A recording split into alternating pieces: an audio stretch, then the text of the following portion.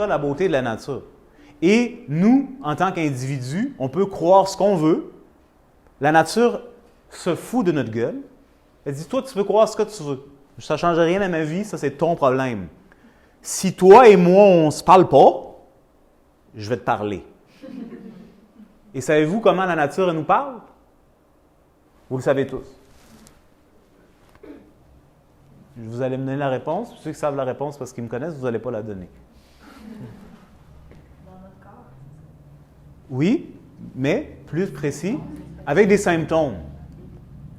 La nature va te dire que toi, tu n'es pas en alignement par des symptômes. Ça fait mal. Vous catchez? Donc là, on a un problème avec les symptômes. Parce que le symptôme amène à ce questionnement qui est très tranchant, et donc le symptôme est désagréable parce qu'il nous confronte. You get it? À nous-mêmes. Pas nous-mêmes dans qu'est-ce qu'on aimerait être. Tout le monde aimerait être quelque chose. Même ceux qui n'aimeraient pas être quelque chose. Quelque part, tout le monde aspire à être quelque chose, puis il y a toi-même. Puis on est tous à un moment donné confrontés. C'est comme, j'aurais donc bien voulu être ça, mais je suis comme... C'est pour ça que des fois, j'aime vraiment Adam Sandler. Il est très genre, ah oui, je suis là, tu sais. il est très, à sa façon, il est très candide, tu sais. On a tous l'idée de qu'est-ce qu'on aimerait être, puis ensuite, on est confronté à notre réalité naturelle. Yes? Donc, la souffrance, c'est la manière que le corps utilise pour nous amener l'attention vers un schisme, une division. Et une division, ça a une expression dans la matière, dans le corps, au niveau du système nerveux. Vous suivez? OK. Je vais renchérir un petit peu. Donc, puisque, et ça c'est un peu plus deep, et puis j'espère que vous allez catcher ce que je veux dire, puisqu'on est tous d'accord en somme, pour la plupart d'entre nous, bien, le mouvement menstruel, c'est quelque chose qui dérange. On s'entend que le mouvement menstruel confronte à une certaine image de qu'est-ce qu'on veut brander la femme d'être capable de faire. Oui, non? Oui. Excellent. Puisqu'on a dit que le symptôme confronte à la sexualité, mais directe, là, c'est comme à quoi ça sert? Il n'y a plus de... Pourquoi ça fait ça? Même la science va le dire, la science qui a des visions très particulières sur tout, elle va dire, bien, ça fait ça parce que... Puis elle va te l'expliquer sur comment, c'est quoi, ça sert à quoi un cycle menstruel.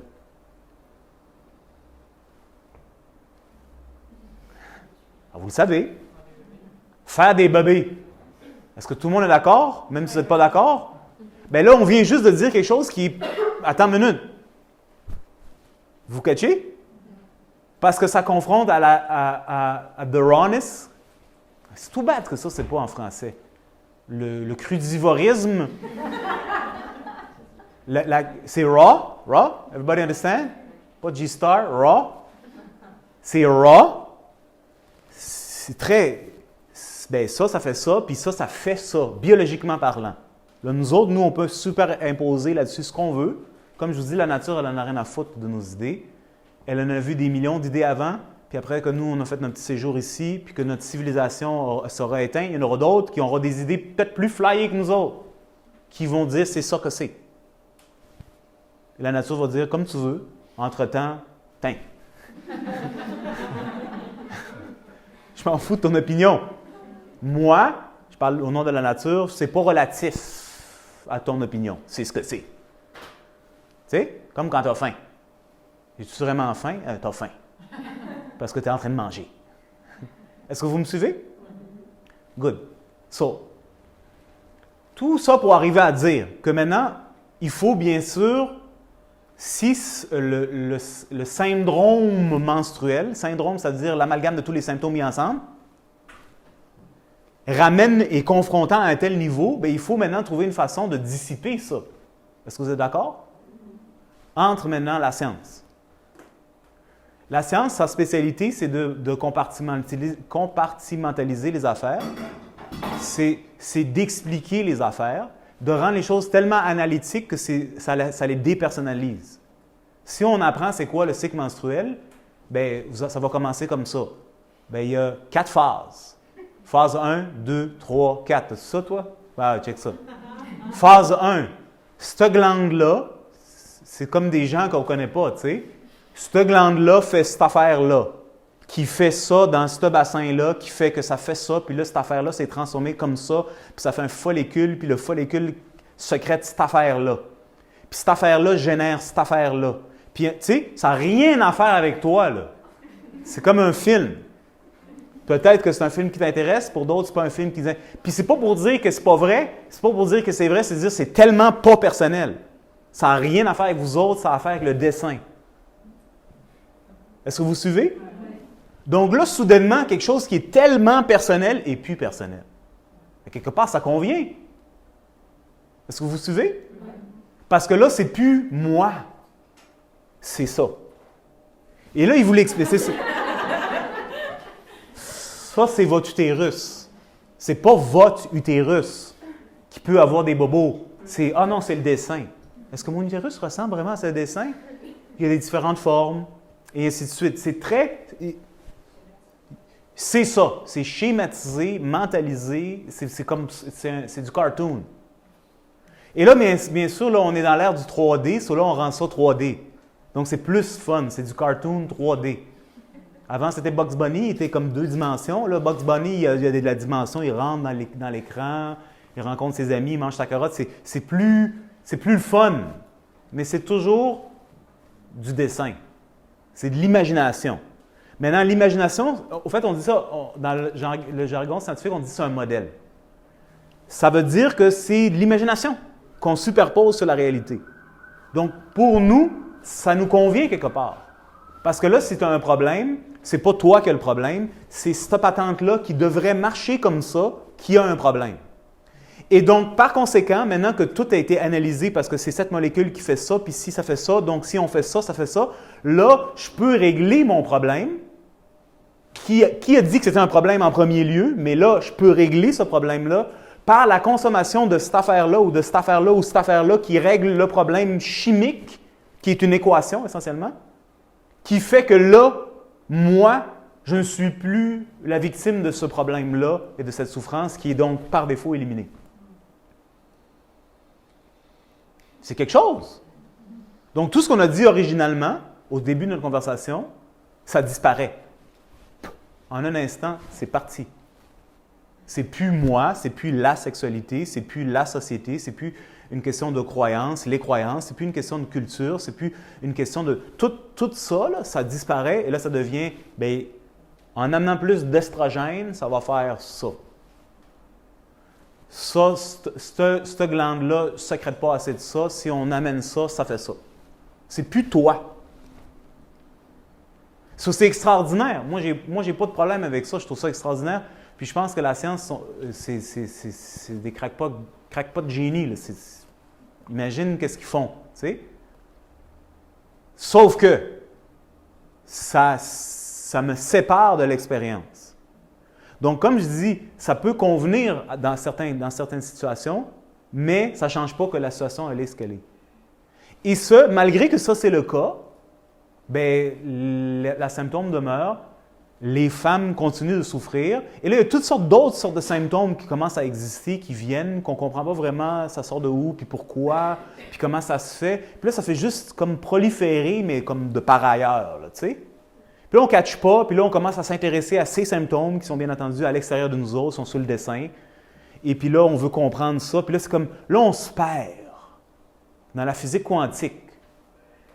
Est-ce que vous comprenez ce que ça veut dire? Like, la matière n'existe pas. C'est ça la physique quantique. C'est juste de l'énergie. Puis ma main, puis ma crampe, ça, c'est pas vrai. La matière n'existe pas, c'est des électrons qui vibrent tellement vite qu'ils ne sont vraiment même pas des électrons, c'est de l'énergie qui vient de l'énergie primale, qui vient du Big Bang, qui vient de quelque part qu'on ne sait pas parce que peut-être ça n'existait pas, on n'est pas sûr. Sur ta crampe n'est pas là. C'est un détail. T'inquiète pas. Tu sais? Est-ce que vous me suivez? Donc, j'amène ça pas pour critiquer la science, j'espère que je suis franc, c'est que la science supporte, c'est ça sa fonction, c'est de supporter le narratif de la culture.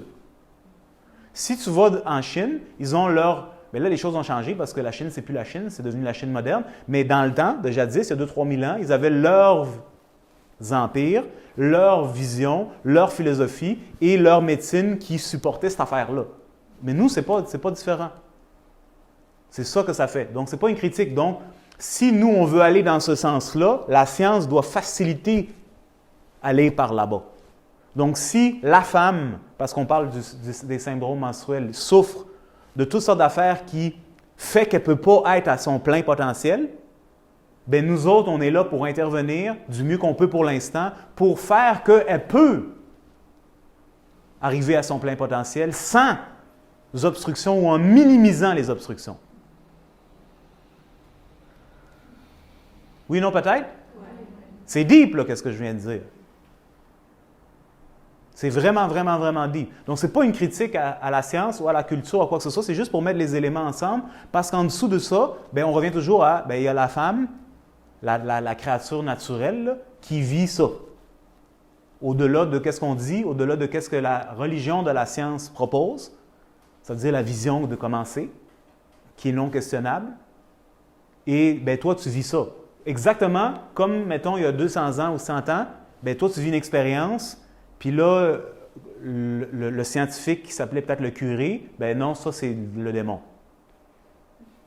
Oh, mais je vis ça. Là, on va te faire un rituel de je ne sais pas quoi pour que ça ne soit pas là, parce que ça ne fait pas de notre patente. Donc, c'est ni pour critiquer le curé, c'est ni pour critiquer le scientifique ou la scientifique, c'est juste pour dire, il y a la nature qui est en dessous. Donc, le voyage à travers cette symptomatologie, c'est vraiment un voyage au cœur de la nature humaine. Et là, parce qu'on parle du cycle menstruel, bien, de la femme humaine.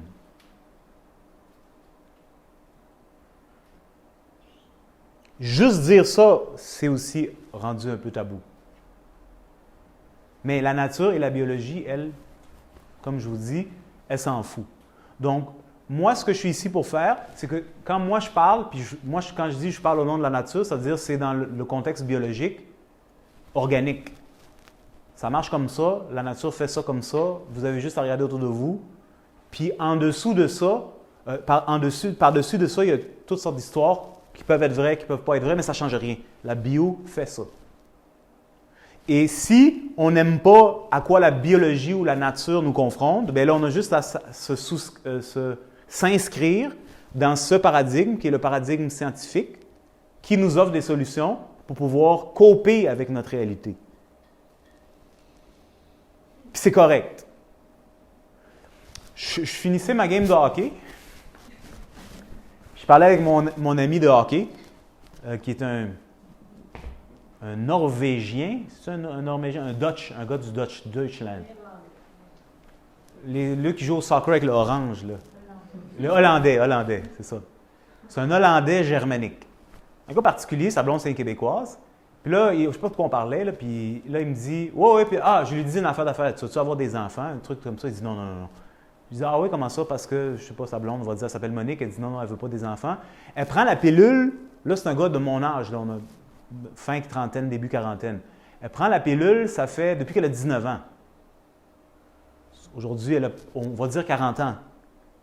Moi, le gars de la santé, là, tu sais, je ne dis pas ça à haute voix, je suis habitué aujourd'hui, je suis comme dans la tête, je dis, putain, ça fait toute sa vie qu'elle prend la pilule.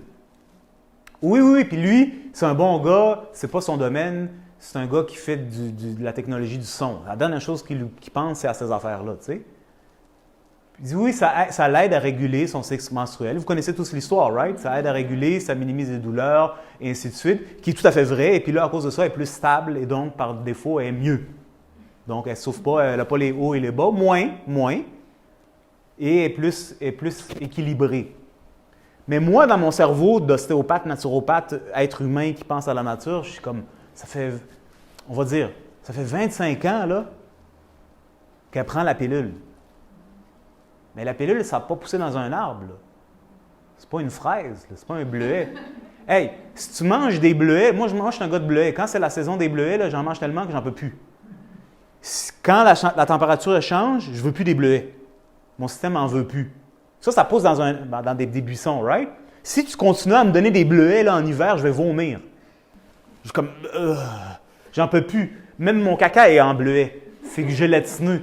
Ça, c'est un bleuet qui pousse dans un arbre. Là, imagine une pilule qui pousse à la pharmacie que tu prends tout le temps, pendant 20 ans. Bien, l'effet que le corps va avoir. Ça aussi, c'est tabou, puis c'est pas pour dire tu devrais pas, puis c'est pas pour dire chaque personne doit mesurer les conséquences de ses actions, puis doit gager qu'est-ce qui est bon, qu'est-ce qui n'est pas bon pour elle. Mais il y a une absence de savoir dans le commun du mortel qui ne catch pas. C'est comme, yo, ça ne règle pas le problème, puis ça crée toutes sortes d'autres choses. Puis c'est correct. Toi, tu peux te dire, bien, moi, je préfère avoir ce problème-là que ce problème-là. C'est à toi de décider. On est tous des adultes, c'est à nous d'être informés. Mais dans le cas, généralement, on ne te le dit pas. Avez-vous déjà vu la liste des side effects possibles de si tu prends 7 ou 7 pilules? Avez-vous déjà regardé ça? Non? Est-ce que vous l'avez mis? Marie, mais je te l'ai envoyé. OK, c'est dommage. En tout cas, moi, je regarde la liste et je tremble. Ça fait peur. Là, bien entendu, le médecin et le pharmacien vont dire non, mais ça n'arrive pas chez tout le monde. Non, mais c'est correct. Peut-être que ça n'arrive pas chez tout le monde, peut-être que ça va t'arriver à toi. Mais dans certains cas, moi, je vous invite à faire cet effort-là, surtout ceux qui ont déjà consommé la pilule ou ceux qui la consomment en ce moment, sans inquiétude, sans avoir peur. Ça fait partie de l'éducation. Check. Puis c'est pas parce que tu ne vis pas ce symptôme-là. Ça, c'est un symptôme, là, c'est comme tu me donnes une caresse. Se chatouiller, c'est plaisant. La même caresse fait avec une intensité un peu plus forte, ça fait mal. Je ne sais pas si vous avez déjà regardé un film avec quelqu'un qui te frotte le doigt. Ça commence caresse, à un moment donné, c'est comme tu m'écœures. Ça vous est déjà arrivé, ça? Ça a commencé gentil, puis là, c'est comme yo, arrête de me gosser. Quoi? Je te caresse? Non. Tu es en train de me déchirer la peau. C'est le même geste, avec un peu plus d'intensité, avec moins de conscience. Là, imagine si ma peau était déjà sensible. Puis là, tu me caresses. C'est vraiment intense. Là. Donc, qu'est-ce que je suis en train de dire? C'est que c'est pas parce que tu ne vis pas nécessairement le symptôme que l'effet n'est pas là. Tu le vis juste pas consciemment, tu le sens pas, tu le perçois pas. Donc, quand tu vois ça, ça te dit essentiellement de quelle manière ça affecte ton corps. Quand on dit ça crée ce trouble-là au niveau du foie ou ce trouble-là au niveau cardiaque, c'est pas parce que toi, tu n'as pas un symptôme franc et net que c'est pas en train de doucement affecter cette partie-là. Ça te le dit, ça fait ça. Donc, quand tu vois ça, tu es comme « Wow, c'est vraiment impressionnant ». Et il y a quelqu'un qui consomme ça bien, toute la partie de sa vie où est-ce que là, elle est, entre guillemets, fertile. Puis là, quand elle change de phase, bien là, c'est une autre sorte de pilule. Sans prendre en conscience toutes les choses dont on discute depuis le début et le fait que cette pilule, c'est de la drogue. Donc, vous le savez tous, la drogue, c'est quoi je l'ai dit, la réponse en les... Quel est l'organe qui est reconnu pour filtrer le foie? Donc, tout ça, ça va dans le foie. Là. Le corps, il ne sait pas c'est quoi cette affaire-là, qu'on appelle une molécule qui s'appelle la drogue. C'est comme, c'est quoi ça? Ça n'a pas poussé dans un arbre. Je ne sais pas c'est quoi, je ne sais pas quoi faire avec. Je ne sais même pas comment m'en débarrasser en tant que tel. Je vais essayer, mais j'ai un organe, il va le manger, puis ça va rester là, puis on va attendre, on va espérer que ça passe. Tu sais. Ça engorge le foie. Le foie, lui, qui a, selon la médecine et la science aujourd'hui, c'est facilement 30 à 40 fonctions dans le corps, puis ils vont te le dire de leur propre gré, et il y en a des millions d'autres qu'on ne sait pas encore. Fait que c'est...